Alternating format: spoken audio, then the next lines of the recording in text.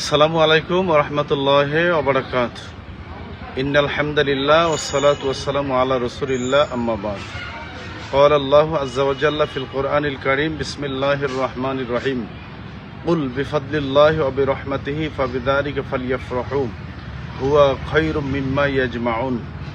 وقال رسول الله صلى الله عليه وسلم في الحديث الشريف عن أبي قتادة رضي الله تعالى عنه قال سئل رسول الله صلى الله عليه وسلم عن صوم يوم الاثنين قال فيه ولدت وفيه أنزل علي فأصوم شكرا لهذين النعمتين أو كما قال رواه مسلم. درشب اللهم صل على سيدنا محمد النبي الأمي وعلى آله وسلم. সম্মানিত ভিউয়ার্স, দূরে এবং কাছে, দেশে এবং বিদেশে যে যেখানে আমার এই লাইভটি শুনছেন, আপনাদেরকে জানাচ্ছি প্রীতি ও শুভেচ্ছা। মহান আল্লাহ তাআলার অশেষ শুকরিয়া যে আল্লাহ পাক রব্বুল আলামিন আপনাকে আমাকে সুস্থ রেখেছেন, ভালো রেখেছেন। পাশাপাশি দুরুদ ও সালাম আমাদের পেয়ারা নবী রসুল আরবি সঈদুল মুরসালিন ইমামুল মুত্তাকিন রাহমাতুল লিল আলামিন জনাবে মুহাম্মদ রাসূলুল্লাহ সাল্লাল্লাহু আলাইহি ওয়াসাল্লামের প্রতি, যার কারণে, যার মাধ্যমে, যাকে কেন্দ্র করে আল্লাহ পাক রব্বুল আলামিন আপনাকে আমাকে শ্রেষ্ঠ উম্মত হিসেবে কবুল করেছেন এবং আমাদেরকে শ্রেষ্ঠ জাতি হিসেবে আল্লাহ পাক রব্বুল আলামিন ধন্য করেছেন। মুআজ্জাজ হাজরিন, আমি বেশ কয়েকদিন আগে বর্তমান রবিউল আউয়াল মাসে ঈদে মিলাদুন্নবী ইসলামকে নিয়ে একটা কথা বলছিলাম যে ঈদে মিলাদুন্নবী ইসলামের মাস বা সর্বকালের সেরা ঈদ। এখানে আমাকে অনেকেই বিভিন্নভাবে কথা বলেছেন যে আসলে ইসলামী শরিয়াতে ঈদ হলো দুইটা, ঈদ উল ফিতর এবং ঈদ উল আজহা। তৃতীয় ঈদ আবার কোথায় পাওয়া গেল? এই কথাটা আসলেই কিন্তু গ্রহণযোগ্য একটা প্রশ্ন এবং এর একটা সুরাহা বা সমাধান হওয়া দরকার। প্রথমে আমাদের মনে রাখতে হবে ইসলামী শরিয়াতের ঈদ দুটোই, ঈদ উল ফিতর এবং ঈদ উল আজহা। তৃতীয় ঈদ বলে কোনো ঈদ নাই ইসলামী শরিয়াতে। তবে হ্যাঁ, বাহ্যিক দৃষ্টিতে, আভ্যন্তরীণ দৃষ্টিতে ইসলামের ইতিহাসে কোরআন সুন্নাহ ঘাটলে প্রায় 60টির মতো ঈদ পাওয়া যায় সারা বছরে। কিভাবে? আল্লাহ রাসূল সাল্লাল্লাহু আলাইহি ওয়াসাল্লাম হাদিসের মধ্যে বলেছেন, ইন্না ইয়াউমাল জুমআ ওয়া ইয়াউমা আরাফা ওয়া ইয়াউমান নাহার ওয়া আইয়ামুত তাশরিক ঈদুন আলি আহলিল ইসলাম। নিশ্চয়ই জুমার দিন, আরাফার দিবসের দিন এবং আইয়ামে তাশরিকের দিন অর্থাৎ কোরবানির দিন এবং পরবর্তী দিনগুলো, এগুলো ঈদুন আলি আহলিল ইসলাম, আমাদের কাছে ঈদের দিন। কারণ এগুলো ছিল আকলেও ও সারবেন, এগুলো আমাদের মুসলমানদের জীবনে খাওয়া দাওয়ার দিন। তাহলে নিশ্চয়ই জুমার দিন ঈদের দিন, আল্লাহ রসুলের ভাষ্য। আল্লাহ রসুলের ভাষ্য মতে যদি জুমার দিন ঈদ হয়, তাহলে বছরে ঈদ হলো 52টা, বা ঈদে 52টা হয়, যেহেতু 52 সপ্তাহ এক বছর, এই জন্য 52টা। দ্বিতীয় নম্বরে ইয়াউমা আরাফা, এই দিনটাকে ঈদের দিন বলা হয়েছে সহিহুল বুখারী শরীফে। আপনারা জানেন আল্লাহ রাসূল সাল্লাল্লাহু আলাইহি ওয়াসাল্লামের যে হাদিসের মধ্যে যতগুলো হাদিসের কিতাব আছে, সবচেয়ে নির্ভরযোগ্য হাদিসের কিতাব সহিহুল বুখারী। কারণ সহিহুল বুখারী শরীফের উপরে লেখা আছে, ইত্তাফাকাল উলামাউ আন্না আসাফুল কুতুবি বা'দা কিতাবিল্লাহ তাহাতাস সামাই ওয়া ফাওকাল আরদ ওয়া হুয়াল জামিউস সহিহুল বুখারী। আসমানের নিচে, জমিনের উপরে, আল্লাহর কিতাবের পরে বিশুদ্ধ যদি কোনো গ্রন্থ থাকে, সেটা হলো সহিহুল বুখারী বা বুখারী শরীফ। এই বুখারী শরীফের মধ্যেও আরাফার দিবসকে ঈদের দিন বলা হয়েছে। আমি এখানে একটা হাদিসে উদ্ধৃত করতে চাই, সেটা হলো এই যে হযরত ওমর ইবনুল খাত্তাব রাদিয়াল্লাহু তাআলা আনহু ইসলামের দ্বিতীয় খলিফা, তার আমলে এক ইহুদি এসে বলছে, ইয়া ওমর ইবনুল খাত্তাব, ইয়া আমিরাল মুমিনিন, আয়াতুন ফি কিতাবিকুম তাকরাউনাহা লাউ মা'আশারাল ইয়াহুদ মিনাল ইয়াহুদ লাত্তাখাযনা ঈদান। قال عمر أي آية؟ قال اليوم أكملت لكم دينكم وأتممت عليكم نعمتي ورضيت لكم الإسلام دينا। হযরত উমর রাদিয়াল্লাহু তাআলা আনহুকে এক ইহুদি এসে প্রশ্ন করছে যে, ওমর, আপনাদের কোরআনে নিশ্চয়ই এমন একটা আয়াত আছে, ওই আয়াতটা যদি আমাদের ইহুদি ধর্মে যদি বা আমাদের তাওরাতে নাজিল হতো, আমরা এই দিনটাকে ঈদের দিন পালন করতাম। উমর রাদিয়াল্লাহু তাকে প্রশ্ন করলেন, এটা আয়ু আয়াতেন, কোন আয়াত? তখন এটাই হলো কোরআন শরীফের নাজিলকৃত সর্বশেষ আয়াত, আল ইয়াউমা আকমালতু লাকুম দীনাকুম ওয়া আতমামতু আলাইকুম নি'মাতি ওয়া রাদিতু লাকুমুল ইসলাম দীনা। ক্বালা উমারু ক্বাদ আরাফনা হাযিল আয়াত ওয়াল মাকান আল্লাযী উনজিলা ফীহি আলান নবী সাল্লাল্লাহু আলাইহি ওয়াসাল্লাম ওয়া হুয়া ইয়াউমা ঈদাইন ইয়াউমুল জুমআ ওয়া ইয়াউম আরাফা। উমর রাদিয়াল্লাহু বলেন, ইহুদি, তোমরা এটাকে কি ঈদের দিন পালন করবে? এই আয়াতটা যেদিন নাজিল হয়েছিল ওই দিনটা ছিল দুইটি ঈদের দিন। হযরত আব্দুল ইবনে আব্বাসের বক্তব্য, এটা তিরমিজি শরীফের ভাষ্য অনুপাতে, যে সেটা ছিল আরাফার দিন এবং জুমার দিন। এটা স্পষ্ট হাদিস এবং সরাসরি সহিহুল বুখারীর মধ্যে আছে। আমরা এরপরে পাশাপাশি আয়ামে তাশরিক অর্থাৎ কোরবানির ঈদের পরের দিনগুলো, এইগুলো আল্লাহ রাসূল ঈদের দিনের কথা বলেছেন। শুধু তাই না, আমরা জানি আল্লাহ রাসূল সাল্লাল্লাহু আলাইহি ওয়াসাল্লামের পূর্বে যিনি নবী এসেছিলেন তিনি হচ্ছেন হযরত ঈসা আলাইহিস সালাতু ওয়াসসালাম। ঈসা আলাইহিস সালাতু ওয়াসসালামের আমলে আল্লাহর পক্ষ থেকে খাজিনা নাজিল হয়েছিল, যেটাকে মায়দা হিসেবেও আখ্যায়িত করা হয়, যেটাকে মান ওয়া সালাহ বলা হয়। বনি ইসরাইল যখন বলল যে ঈসা, আসমান থেকে আল্লাহর পক্ষ থেকে আমাদের জন্য একটু বেহেশতি খাবার আল্লাহর কাছে বলে এনে দিন, আল্লাহর কাছে ঈসা আলাইহিস সালাম বললেন যে আইবারে এলাহি, আল্লাহ পাক রব্বুল আলামিন বললেন যে মানে তার কাছে বললেন ঈসা আলাইহিস সালাম, আল্লাহুম্মা আনজিল আলাইনা মায়দাতাম মিনাস সামা তাকুনু লানা ঈদান লিআউয়ালিনা ওয়া আখিরানা। সম্মানিত ভিউয়ার্স, এইখানে সরাসরি কোরআন শরীফে ঈদের কথা বলা হয়েছে। এই ঈদটা কিন্তু ঈদুল ফিতরও না, ঈদুল আজহা না। এই ঈদটা হলো ওই দিন যেদিন আল্লাহ পাক রব্বুল আলামিন আসমান থেকে খাজিনা নাজিল করেছেন। তো আল্লাহ তাআলার নিয়ামত পেয়ে ওই দিনটা ঈসা আলাইহিস সালাম বলতেছেন যে আমরা তাকুনু লানা ঈদান লিআউয়ালিনা ওয়া আখিরানা, এটা আমাদের জন্য এবং পরবর্তী প্রজন্মের জন্য, অর্থাৎ কিয়ামত পর্যন্ত এই দিনটাকে আমরা ঈদের দিন পালন করব। তার মানে আসমান থেকে একটু নিয়ামত আল্লাহর পক্ষ থেকে এসেছে, ওই দিনটা ঈদের দিন হয়ে গেছে। শুধু তাই না, কোরবানির দিন ঈদের দিন, এরপরে আরাফাত দিবস ঈদের দিন, এটা তো হাদিসের মাধ্যমে ভাষ্য। অতএব শুধু ঈদুল ফিতর এবং ঈদুল আজহাই যে ঈদের দিন তা না। তো আমাদের মনে রাখতে হবে এই দুইটা শরীয়তের ঈদ, এটা কিন্তু আমরা পালন করি, কোনো সন্দেহ নেই। তবে এই যে বাকি ঈদের নামগুলো বললাম, এগুলোও কিন্তু হাদিসে স্পষ্ট আছে। বক্তব্য হলো এই দিনগুলো হল নিয়ামতের দিন, গুনাহ মাফের দিন এবং আল্লাহর পক্ষ থেকে নিয়ামত প্রাপ্তির দিন। অতএব কুরআনুল কারীম আল্লাহ বলছেন, কুল, নবী আপনি বলেন, বিফাদলিল্লাহি ওয়া বিরহমাতিহি, আল্লাহ তাআলা দয়া এবং করুণা, তার মানে ফাদল মানে দয়া, ওয়া বিরহমাতি এবং করুণা যারা পেয়েছে, ফাইদা মানে কুল বিফাদলিল্লাহি ওয়া বিরহমাতিহি ফাবিযালিকা ফালইফরাহু, তারা যেন এই নিয়ামত পেয়ে আনন্দ প্রকাশ করে, ফালইফরাহু, তারা যেন আনন্দ প্রকাশ করে, হুয়া খায়রুম মিম্মা ইয়াজমাউন, এটাই হবে তাদের জীবনের সবচেয়ে বেশি উত্তম এবং সবচেয়ে বেশি কল্যাণকর। তাহলে এই সমস্ত মুফাসসিরিন কিরাম একমত যে এখানে ফদল দ্বারা, পবিত্র কোরআন এবং রহমত দ্বারা আমাদের নবী রহমত লিল আলামিনকে প্রকাশ করা হয়েছে। দ্বিতীয়ত আমরা জানি আল্লাহ পাক সূরাতুল ফাতিহার মধ্যে বলেছেন, যেটাকে উম্মুল কুরআন বলা হয়, আলহামদুলিল্লাহি রাব্বিল আলামিন, সমস্ত প্রশংসা আল্লাহর জন্য। আর আপনারা আমার নবীকে বলেছেন ওমা আরসালনাকা ইল্লা রাহমাতাল লিল আলামিন, এবং আমাদের নবী হচ্ছে সবচাইতে মানে রহমত স্বরূপ নবী। কতটুকু নবী? আল্লাহ হিসেবে, রব হিসেবে, সৃষ্টিকর্তা হিসেবে তিনি যতটুকু এরিয়ার রব, আর আপনারা আমার নবীকে আল্লাহ তাআলা রাহমাতুল লিল আলামিন বলে ততটুকু এরিয়ার তিনি রহমত স্বরূপ ঘোষণা করেছেন। এখন প্রশ্ন হলো, এত বড় নবী যেই দিন দুনিয়াতে আগমন করলেন, সেই দিনটা কি খুশির দিন না? মূলত ঈদ শব্দের অর্থে কিন্তু খুশি, অন্য কিছু না। সেই দিনটা কিন্তু মূলত খুশির দিন, এই হিসেবেই কিন্তু ঈদ পালন করা হয়, অন্য কিছু না। এবং এইটা ঈদুল ফিতর এবং ঈদুল আজহার দিক থেকে এটা সেরা ঈদ, কারণ আমরা ঈদুল ফিতর এবং ঈদুল আজহা এটা পেয়েছি কিন্তু নবীর কারণে, আর আল্লাহ রাসূল জগতে এসেছেন বলে কিন্তু আমরা এটা পেয়েছি। পাশাপাশি আরেকটা বক্তব্য হলো এটা যে আসলে এই দিনটা যদি ঈদের দিন হয়, আল্লাহ রাসূল নিজে পালন করছেন কিনা। সরাসরি মুসলিম শরীফ হাদিস, আল্লাহ রাসূল সাল্লাল্লাহু আলাইহি ওয়াসাল্লাম প্রতি সোমবার রোজা রাখতেন। তাকে আবু কাতাদা প্রশ্ন করলেন, হুজুর আপনি প্রতি সোমবার রোজা রাখেন কেন? আন সাওমি ইয়াউমিল ইসনাইন ওয়ালা, আল্লাহ রাসূল বললেন যে ফিহি উলিদতু ও সাহাবীরা, আমি নবী সোমবার দিন তো দুনিয়াতে আগমন করেছি। ফি উলিদতু অফি উনজিল আলাইয়া, আর সোমবার দিন আমি নবীর উপরে কোরআন নাজিল হয়েছে। তা আল্লাহ রাসূল যেদিন দুনিয়াতে আগমন করেছেন সেই দিন তিনি খুশি রোজা রাখছেন। তা তিনি যে খুশি রোজা রাখলেন, এটাই তো একটা ঈদ। আর এখানে কিন্তু আরেকটা কথা স্পষ্ট আসে যে আল্লাহ রাসূল যখন রোজা রাখলেন, তিনি যখন খুশি হলেন, ঈদ পালন করলেন, তখন সাহাবীরা কি এটা করেছেন কিনা? প্রশ্ন হলো এটা, উত্তর হলো এটা, আল্লাহ রাসূল যখন বললেন আমি এই দিনে দুনিয়াতে আগমন করেছি এবং এই দিনে আমি রোজা রাখি, তিনি এটা 12 মাস রোজা রাখতেন। তো রসুল যখন রোজা রাখতেন, রসুল কোনো কাজ করছেন, সাহাবীরা সেই কাজটা করেন নাই, এমন কোনো ডকুমেন্ট কিন্তু পাওয়া যায় না। নিশ্চয়ই সাহাবীরাও কিন্তু এটা করেছেন, এটা কিন্তু আমাদের স্পষ্ট।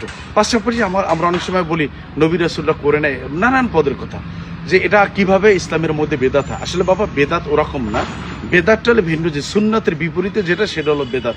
আপনি জানেন সহিহ বুখারী শরীফ তো রাসূলের যুগে ছিল না, সিয়াসত তো রাসূলের যুগে ছিল না, তাফসীরুল কোরআন মাহফিল রাসূলের যুগে ছিল না। বর্তমানে অনেকে সিরাতুন নবী মাহফিল করে, কোনো অসুবিধা নেই, কারণ সিরাতুন নবী মাহফিল কিন্তু রাসূলুল্লাহকে কেন্দ্র করে। এটা আমাদেরকে স্পষ্ট মনে রাখতে হবে, সিরাতুন নবী মাহফিল রাসূলের আলোচনা করে, মিলাদুন নবী মাহফিল রাসূলের আলোচনা করে। তবে একথা সুস্পষ্ট, অনেকে বলে 604 হিজরিতে মিলাদুন নবীর পরিচালনা চালু হয়েছে, একটা সম্পূর্ণ ডাহা মিথ্যা কথা। কিভাবে?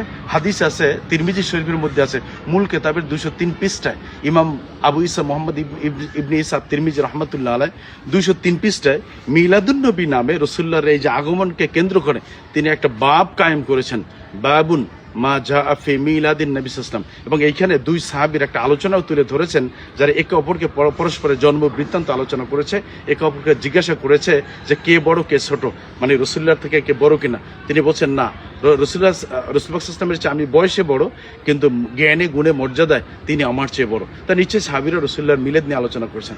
পাশাপাশি সবকিছুই যে সবার করতে হবে তা না।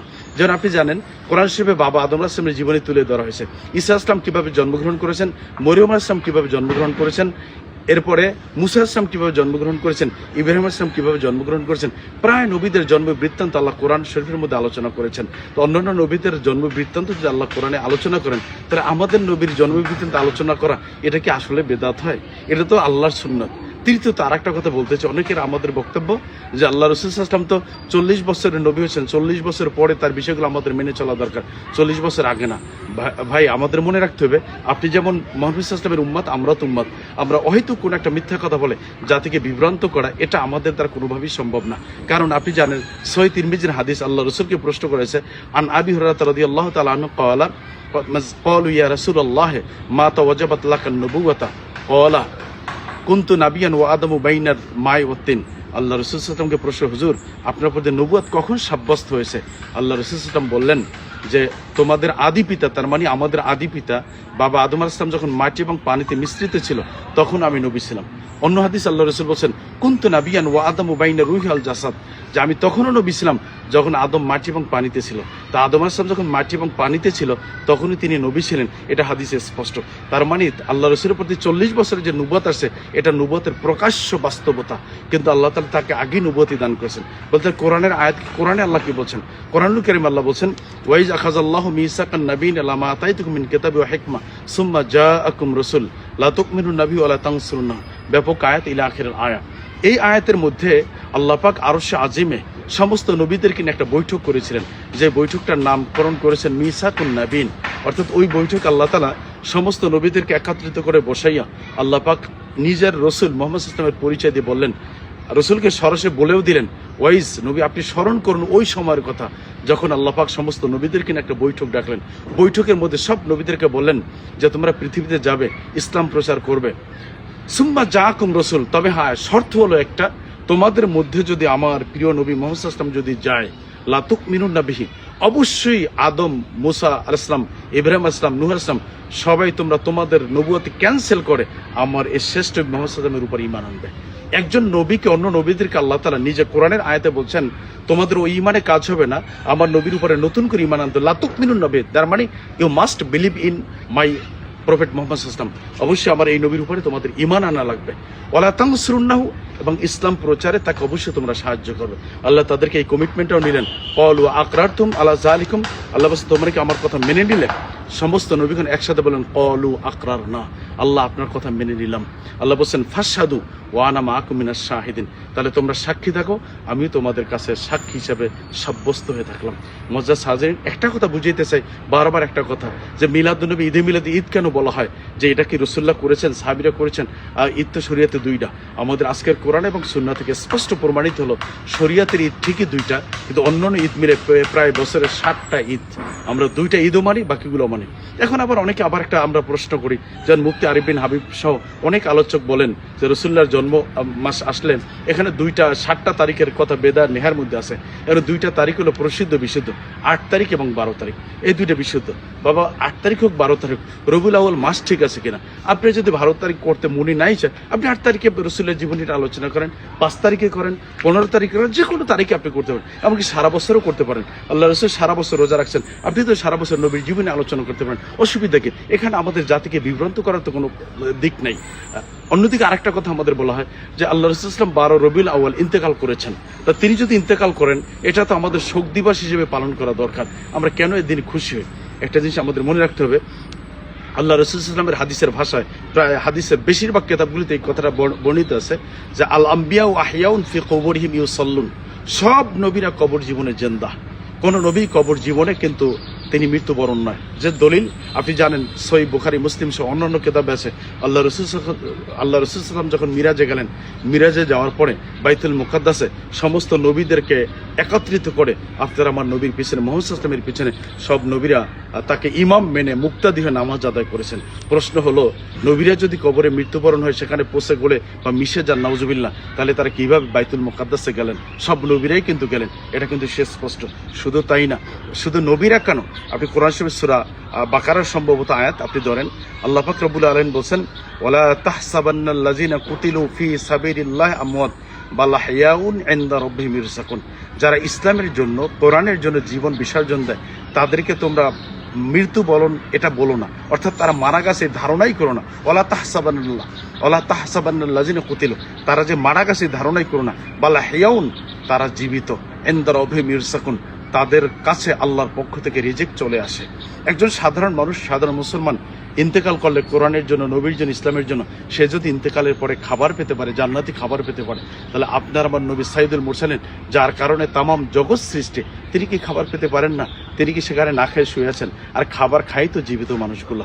মজার সাদিন একটা কথা আমাদের সুস্পষ্ট আমাদের বলা দরকার, যে আল্লাহ রাসূল সাল্লাল্লাহু আলাইহি ওয়াসাল্লাম ইন্তেকাল করেছেন, তবে তিনি অর্থাৎ তিনি পর্দা গ্রহণ করেছেন। কাজী আয়াজ রহমতুল্লাহ আলাইহি একজন সবচেয়ে বিশাল একজন মহৎ নির্ভরযোগ্য ব্যক্তি। তিনি তার কেতাবে শেফা নামক কেতাবে তিনি বলেছেন, ফালা মাউতুন ওয়ালা ফাউতুন ওয়ালাকিন ইন্তিকালু মিন হালিহি ইলা হাল। তিনি তো মারাও যান নাই, ফৌত হন নাই, বরং তিনি একটা জায়গা পরিবর্তন করেছেন। আপনি জানলে অবাক হবেন। আপনি তাফসীর ইবনে কাসির খোলেন, তাফসীর ইবনে কাসির মধ্যে আছে যে আল্লাহ রাসূল সাল্লাল্লাহু আলাইহি ওয়াসাল্লাম যখন ইন্তেকাল করেছেন, তা কোরআন শরীফে এই আয়াত, ওয়ালাউ আন্নাহুম ইযযালামু আনফুসাহুম জাউকা ফাস্তাগফিরুল্লাহ আস্তাগফির লাহুমুর রাসূল লাওয়াজাদুল্লাহ তাওয়াবার রহিমা। যে আল্লাহ রাসূল কোরআন শরীফে আল্লাহ বলেন যে, হে আমার বন্ধু, আমার হাবিব, আপনার কোনো উম্মত যদি অপরাধ উম্মত গুনাহ করে আপনার কাছে আসে এবং আপনার কাছে এসে ফাস্তাগফিরুল্লাহ, যে তারা যদি আল্লাহর কাছে মাফ চায়, আস্তাগফির লাহুমুর রাসূল, এবং আপনি নবী যদি তাদের জন্য একটু সুপারিশ করেন, ক্ষমা প্রার্থনা করেন, লাওয়াজাদুল্লাহ তাওয়াবার রহিমা, তাহলে অবশ্যই তারা আল্লাহকে তওবা কবুলকারী হিসেবে পাবে। এখন এই যে আয়াতটা, এটা তো কিয়ামত পর্যন্ত, আল্লাহ রাসূল সাল্লাল্লাহু আলাইহি ওয়াসাল্লাম দুনিয়ার মধ্যেই শুধু এটা সীমাবদ্ধ না, এটা কিয়ামত পর্যন্ত কিন্তু এই আয়াতটা সীমাবদ্ধ। এখনো কোনো ব্যক্তি যদি রাসূলের রওজার পাশে গিয়ে সালাম দিয়ে আল্লাহর কাছে মাফ চায় আর রাসূলের সুপারিশ কামনা করে, দুনিয়াতে তার সুপারিশ কবুল হবে, এটা কোরআনের আয়াত। যেমন আপনারা জানেন যে আল্লাহ রাসূল ইন্তেকালের পরে এক বেদুইন গ্রাম থেকে রাসূলের বাড়িতে আসছেন, এসে দেখে আল্লাহ রাসূল ইন্তেকাল করেছেন। তাফসীর ইবনে কাসিরের ভাষ্য এই আয়াতের ব্যাখ্যায়, তো তিনি যখন দেখলেন আল্লাহ রাসূল সাল্লাল্লাহু আলাইহি ওয়াসাল্লাম ইন্তেকাল করেছেন, তখন তিনি ভারাক্রান্ত মন নিয়ে তিনি 2 লাইন কবিতা উল্লেখ করেছিলেন। তার মধ্যে প্রথম লাইন ছিল, ইয়া খায়রা মান দুফিনাত ফিত তুরাবি আযামুহুম ফাতাবা মিন তিবিহিনাল কাউ ওয়াল কামু নাফসিল ফিদাউ লিকবরিন আনতা সাকিনুহুম ফিহিল আফাফু ওয়া ফিহিল জুদ ওয়াল কারামু। গ্রাম এই কবিতা দিলেন, এখন রাসূলের রওজার পাশে লেখা আছে। উনি আসলেন, আসার পরে কেঁদে কেঁদে বলেন, হে আল্লাহ রাসূল, নিঃসন্দেহে যেই জায়গাটিতে আপনি শুয়ে আছেন, এই জায়গাটুকু, এই মাটিটুকু গোটা পৃথিবীর মধ্যে সেরা। এখান থেকে বদান্যতা, ক্ষমা বের হয়। নাফসিল ফেদাউ, আমি চলে যাচ্ছি, তবে আমার রুহুটাকে, আত্মাটাকে এখানে রেখে যাচ্ছি, আমি দেহটা নিয়ে যাচ্ছি। এরকম তিনি তার অভিব্যক্তি, তার ফিলিংসটা প্রকাশ করলেন।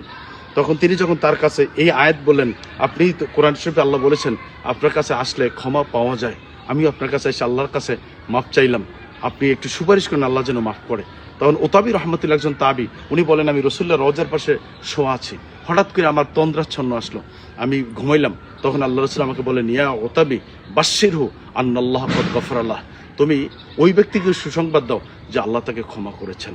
তাহলে আল্লাহ রাসূল যদি মারাই যেতেন, শেষ হয়ে যেতেন, তাহলে কোন ব্যক্তি আসলো, কি কবিতা পড়লো, এটা তিনি কেমনে বুঝলেন? আবার আরেক ব্যক্তিকে স্বপ্নে দেখায় বলছেন, তুমি তাকে ক্ষমার ঘোষণা দাও।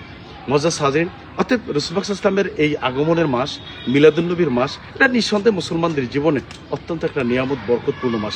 এই মাসে কোরআন নাজিল হয়েছে, এই মাসে আল্লাহ রাসূল দুনিয়াতে আগমন করেছেন, কোনো সন্দেহ নাই। অতএব আমাদের এখানে শোক পালনের কিছু নেই। কারণ শোক পালন কেন করবো না? আল্লাহ রাসূল নিজে বলছেন, হায়াতে ফিকুম খয়রা ও মামাতে ফিকুম খয়রা, আমি নবী তোমাদের মাঝে থাকে, এটা যেমন কল্যাণকর, আমি নবী ইন্তেকাল করলে সেটাও তোমাদের জন্য কল্যাণকর। অতএব এখানে আমার থাকা না থাকার ব্যাপারে শোকের কিছু নাই।